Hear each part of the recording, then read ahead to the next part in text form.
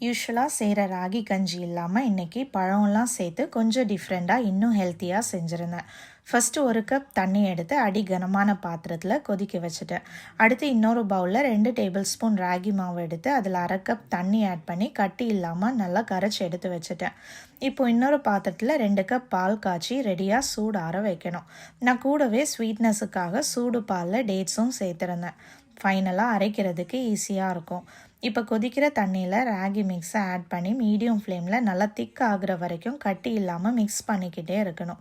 ராகி நல்லா வெந்து ரெடியான பிறகு அதை நல்லா ஆற விட்டுட்டேன். சைடில் பாலும் சூடாற வச்சுட்டேன்.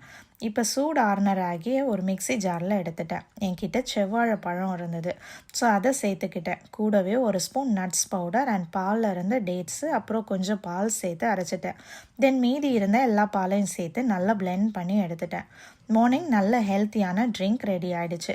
நான் பசங்களுக்கு மட்டும்தான் செஞ்சுருந்தேன். நல்ல டேஸ்ட்டாகவே இருந்தது.